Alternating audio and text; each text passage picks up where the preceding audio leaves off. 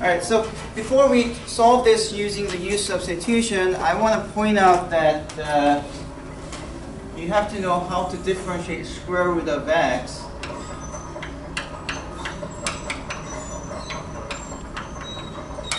You first change the square root as 1/2 power.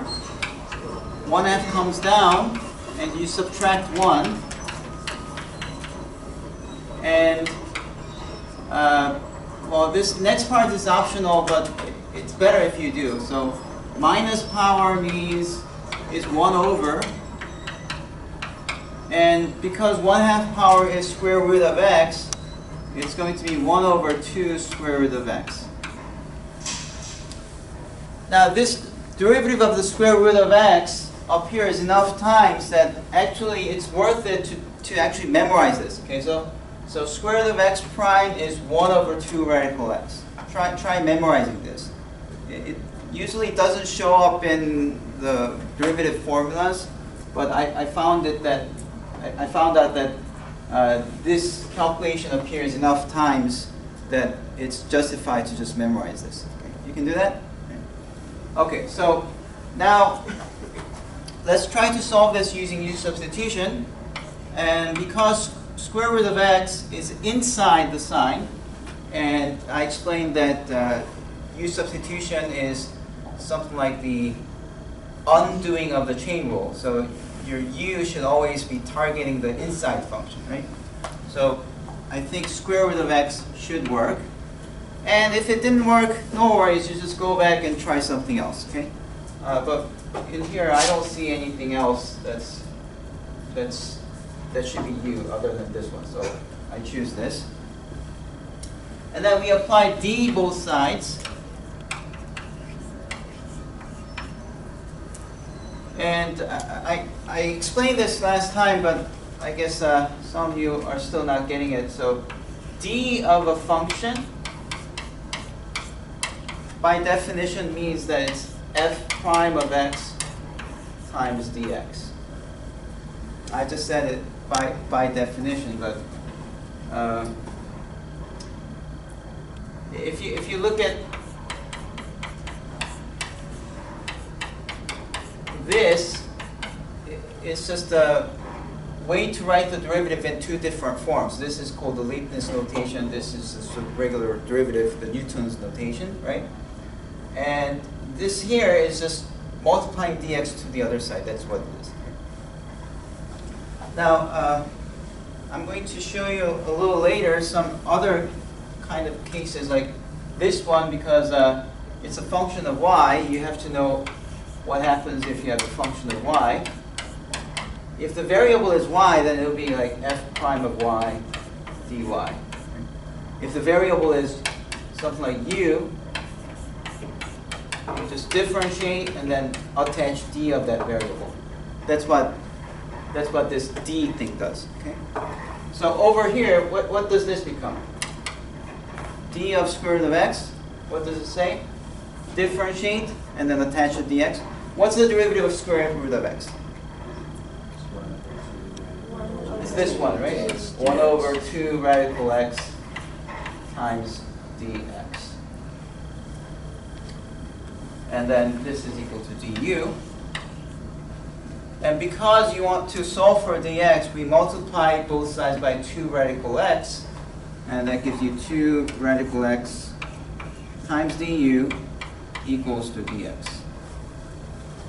Now we have all the ingredients needed for transforming the integral in terms of an integral with respect to u. Let's try that. Okay. So this thing is equal to sine of, what should I write here? Sine of u over 3u. Okay. And then dx changes to 2 radical x du. Now, are we done with the u substitution? Not yet. If you're done with the u substitution, then you can proceed to integrate. But it's not done yet because you still see an x there. Okay? It's a big no-no to proceeding to the integration before you make sure everything is in terms of u and not a single x is left. Okay? I still see an x, so I have to do something about this. What should I do? How do I change this into u? Substitute. Yeah, that is u, right? So we can go one more step. Sine of u, 3u times 2u. And these two u's cancel. And another nice thing that you can do is, this is 2/3, right?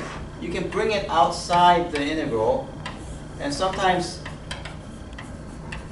it helps you to make the integral look easier, because the number sometimes makes things look complicated, right? But an integral, you can bring out any constant multiple outside the integral. Just like the derivatives. For derivatives, you can bring out any constant multiple in front, right? Here, the same thing works. And what's the antiderivative of sine? Negative cosine. It's negative cosine, right?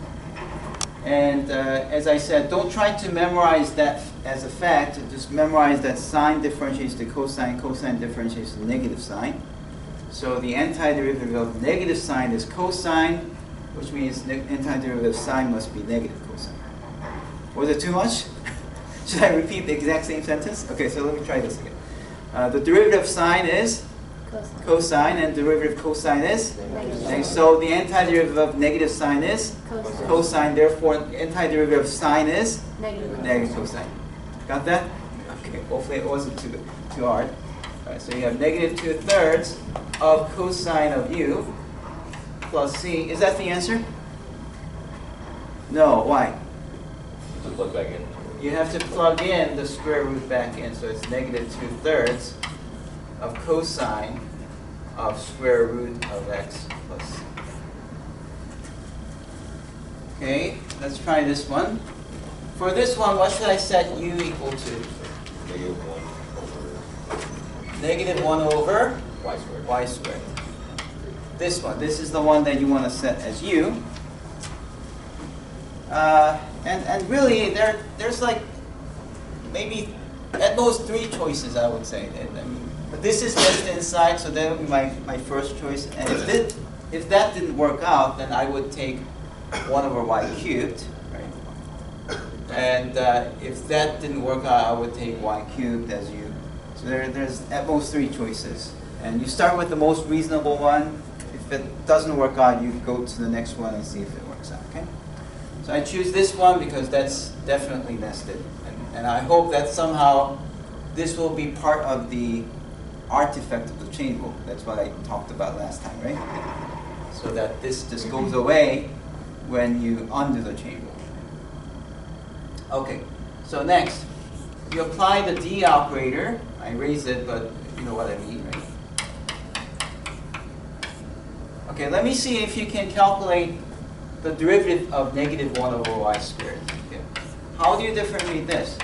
Derivative of negative 1 over y squared. Yes? Rewrite it to negative y to negative 2. Right. So you first have to write it as some power. So it's negative y to some power, and you differentiate. Next, what do you do? Take the derivative. Yeah, so what's the derivative rule? It would be 3y negative 3. No. The derivative of the negative state. 2y negative Yes, yes. Oh, that's 2y, what I mean. yeah. So the number comes down first, and then you subtract. Okay. I normally don't ask people to memorize the integral rule. Always try to just think about the derivative and do it backwards. But for the power rule, it's necessary that you know both. Okay. The derivative is calculated by first bringing down the number and then subtracting 1, whereas integral is first adding the 1 on the top and putting the reciprocal in front. Okay.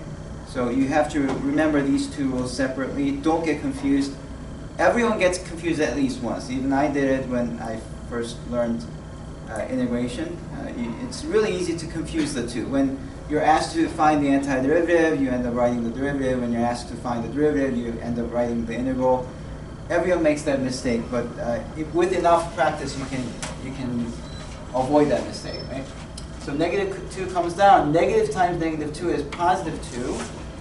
and then you're supposed to subtract 1, so this is negative 3. Okay, so knowing this, what does this become then? du is equal to, you're supposed to, yeah, you first write the derivative, and then what do you put? dx. d, not dx, dy. Oh, because the variable. Because the variable is y, you have to put dy. Yes? You have a question now? Okay. All right, so that's what you have to do. And then, yeah, so this is 1 over y cubed. Therefore, if you bring it to the other side, it's like 2 becomes 1/2. 1 over y cubed becomes y to the third power multiplied, y cubed multiplied. du equals to dy. Now we have every ingredients we need. This integral, therefore, so this one right here, now it becomes integral of 1 over y cubed e to the u, and then, so this became u, and dy becomes this one, 1/2 y cubed du. Okay? And then, thankfully, that 1 over y cubed cancels away. There's still 1/2 which we can bring outside. And you get integral of e to the u du, which is 1/2 e to the u plus c, because the antiderivative of e to the u is e to the u. And then 1/2, what's that? E to the u is negative 1 over x squared plus c. So that's the final answer. Yes? Wait, what happened to the negative 3? Why did it become positive? What happened to what? The negative 3 became positive. Negative 3. Oh. So, yeah, sorry. So the question is, why did this become positive? So I just said it without really writing them down. So let me actually write it. So y to the negative 3 is 1 over y cubed. Is that good?